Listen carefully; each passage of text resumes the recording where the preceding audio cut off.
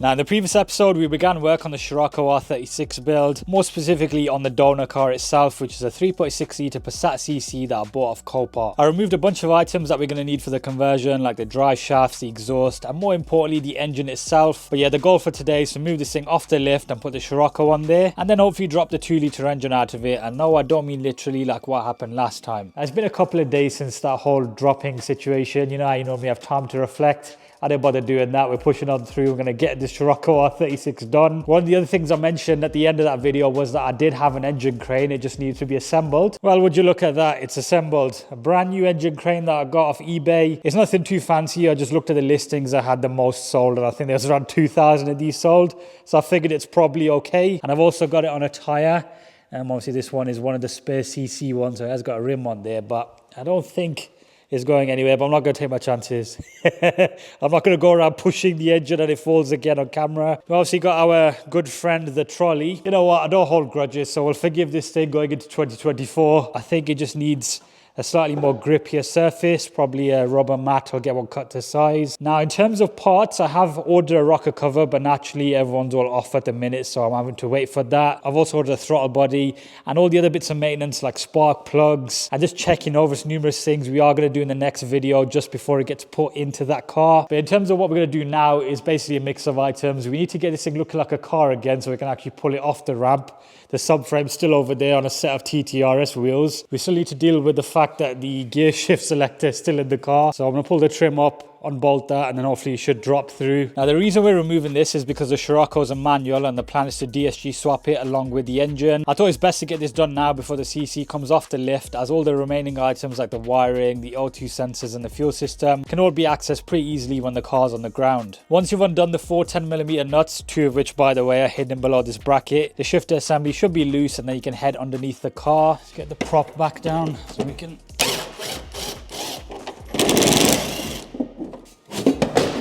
the trim goes sideways, it'll come through. Shifter out, my friends. Bit of a faff, but at least it's all intact. It was then time for the subframe to go back up, but I decided to keep the front anti-roll bars. We may need that later on. And yes, I cut the drop links as nobody's got time for those rusty VW bolts I like to spin.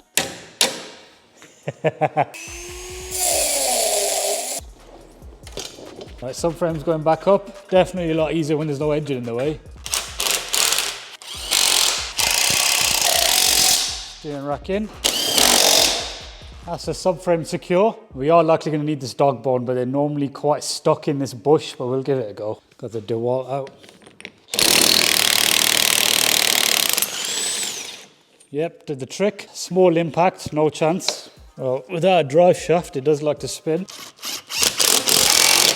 And there we have it, one engineless CC ready to be pushed off the lift. Now, whilst I'm getting all of this admin and manual labor done, I just want to take a minute to thank today's video sponsor, Car Vertical. Now, if you're not already familiar with Car Vertical, it's essentially a website that allows you to obtain a full history check on any car. All you've got to do is enter your registration or the VIN. As we do like the odd Volkswagen on this channel, let's take a look at a report on a Mark 6 GTI that had a bit of an incident. Now, the top of these reports are essentially a snapshot of the vehicle you searched for. So in the case of this Mark 6 GTI, it tells us that it's a 2010 example and we've got a green tick next to the odometer icon. That basically means that it's got no mileage issues, but there is an exclamation marker next to the financial legal status and also the damage icon. So the records tell us that it was marked down as an insurance write-off, but not just once, 3 times, which is one up on the CC, which I found out was actually crashed twice after buying it out of Copart, and I already found that out through a Car Vertical report. This one's also a bit more substantial, as it says that it was initially a Category S in February 2019, which means that it can be repaired by structural damage. Then it says that it was unknown in April 2019, but then it was later changed to a Cat B in December of 2020. That means you can no longer put it back on the roads and you can only break it for parts. Now, if you head over to the photo section, we can see what the car looked like at salvage auction. The front end's had a pretty decent shunt, but it's definitely repairable to the right person, so I can see why it was put down as a Cat S. The back of the car looks pretty immaculate. It's got the newer style lights as well. Just a standard looking GTI from what I can see. Airbags have gone off in the interior. It's a manual with the tartan seats. But obviously a year later, being a Cat B, it never made it back on the road, so hopefully those parts went and helped out out another crash GTI. Right, so there you have it, folks. That's Car Vertical. Nice and easy to use, and definitely an essential tool when you're looking to buy a new car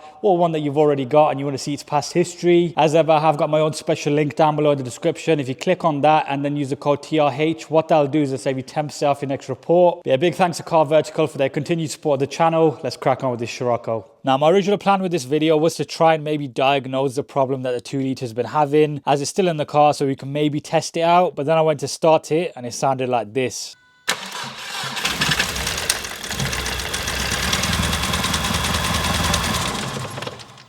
I think they call that not ideal, folks. What do you reckon? So I decided to move on to the front end removal instead. Enjoy some more deja vu. Time to take the front end off for the 100th time.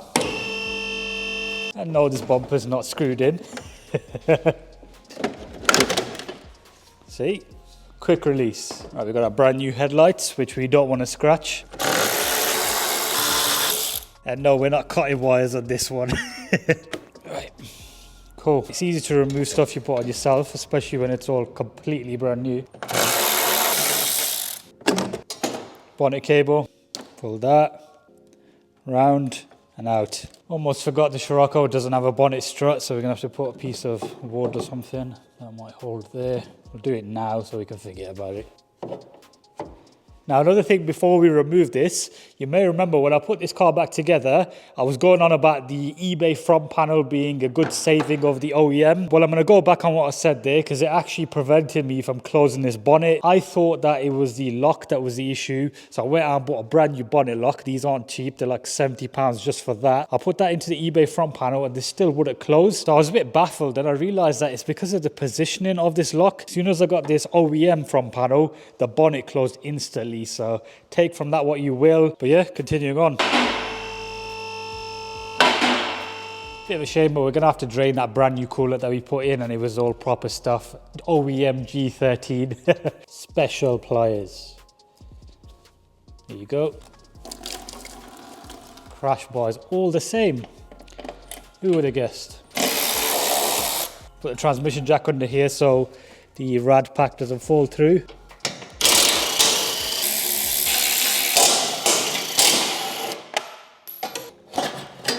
This is the only used part that I put on the front end, actually.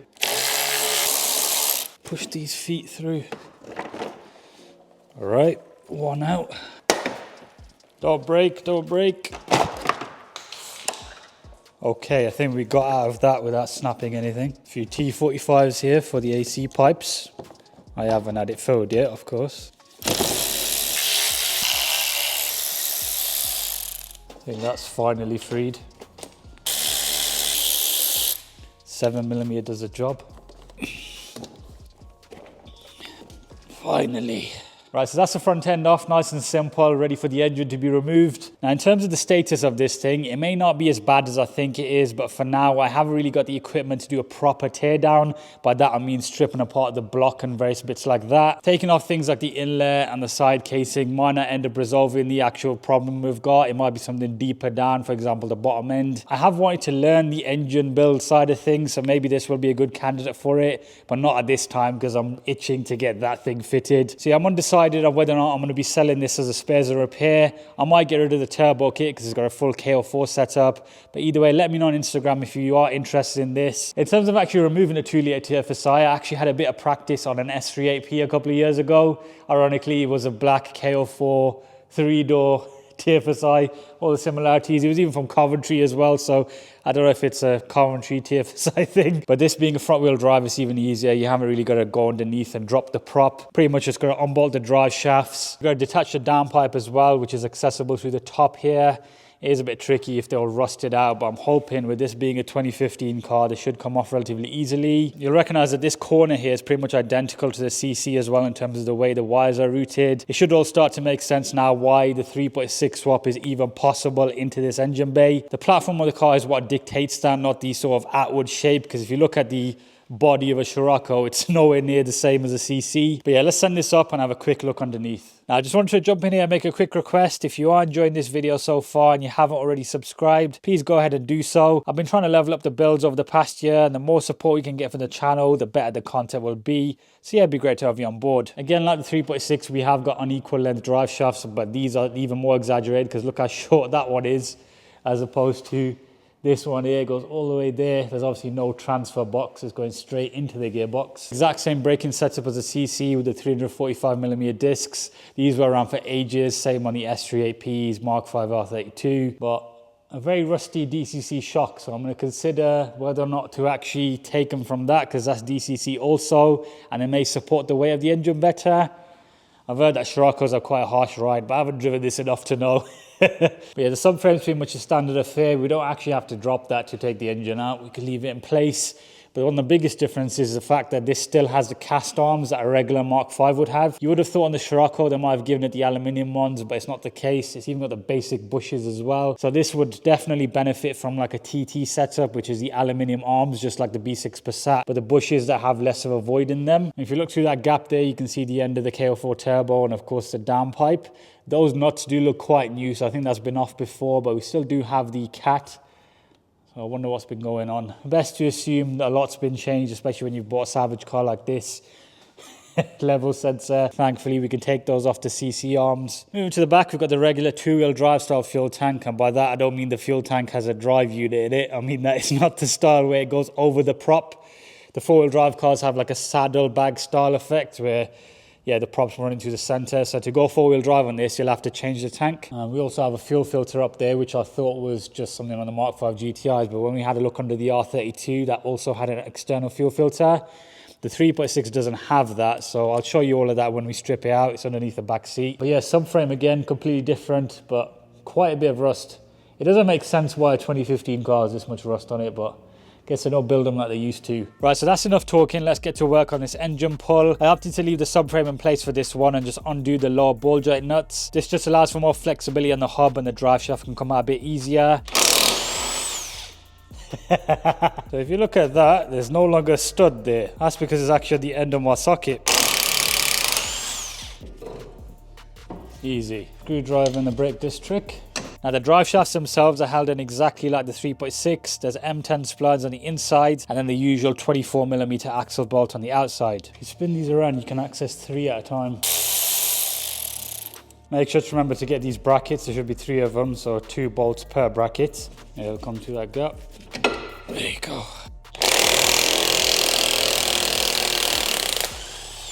Might be easier to take this bracket off.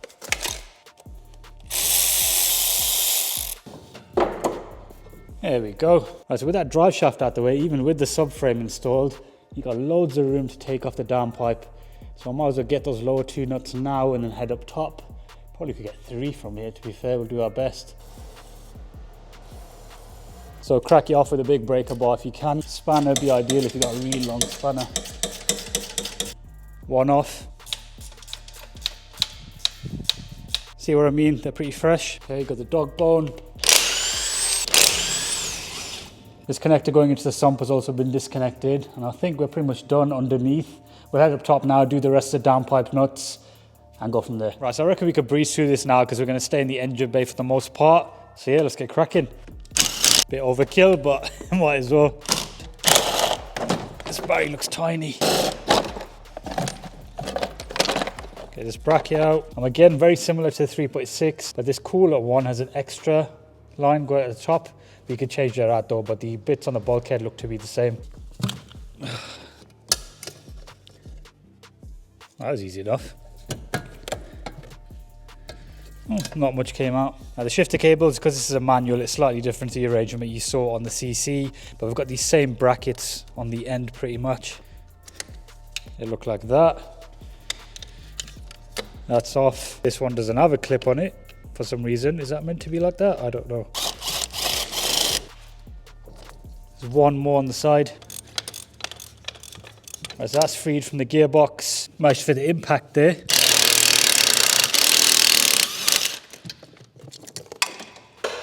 So if you look down here now, the downpipe in theory is separated.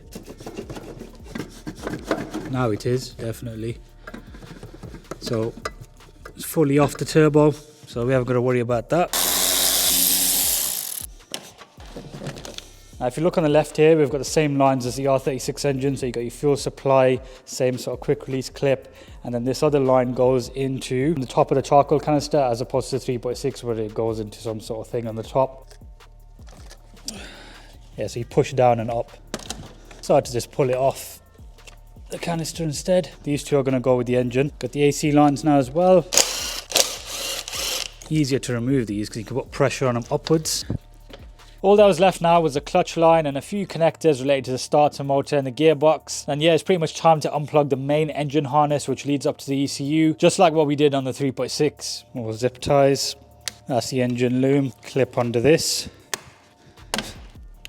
We also have this lower wire here which is tucked through here. That runs into the fuse box on the left. You may remember we also disconnected this on the 3.6.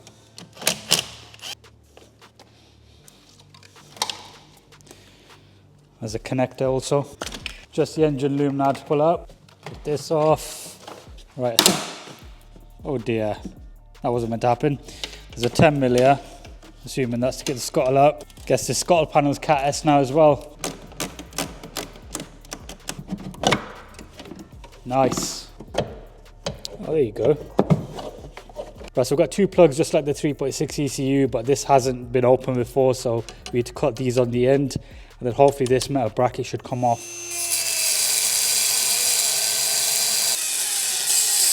Those two are out now, so I'm just thinking,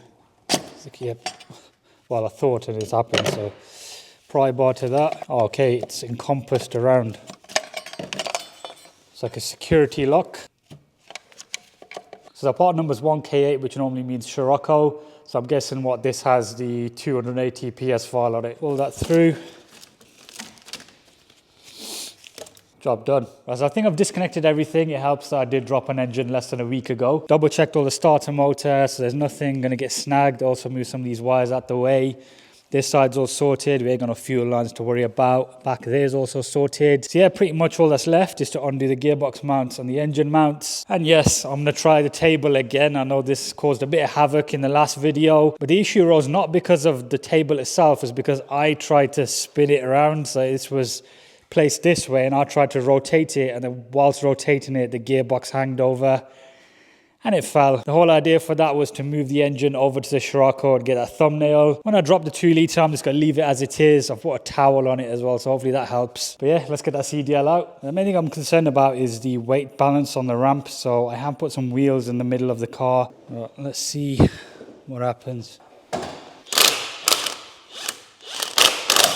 That didn't move as much as the 3.6.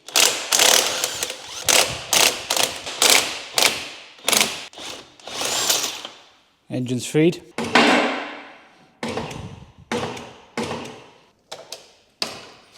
CDL removed. Now the goal is to not drop it, so we're going to move it over there very carefully. That wasn't graceful. Right, so there's no 2 seconds later and the engine dropping clip in this one. I took my time with it, but the CDL is officially away from the Scirocco and on the table as the 3.6 should have been. But yeah, I'm still going to get the engine crane out, which is over there, by the way. You can fold it, which is pretty cool. And then I'll put it onto a tyre next to the 3.6. But I'll get all of that done off camera. It's weird, the units look like a bit of a chop shop at the minute, but I think I need a couple more engines. Oh yeah, I think there's one more back there. That's a 400,000 mile Caddy one. Need to do something about that. But yeah, Scirocco hasn't tipped over as well, which is fantastic. Engine bays all ready to accept the 3.6, but we're going to get into all of that soon. But yeah, folks, I think we'll leave it there for part 2. Let me know if you enjoyed it by dropping a like on it. Also subscribe if you are new here. Follow my Instagram at @TRHams_ to keep up to date in the meantime. And yeah, I'll see you in part 3 of the Scirocco R36 build.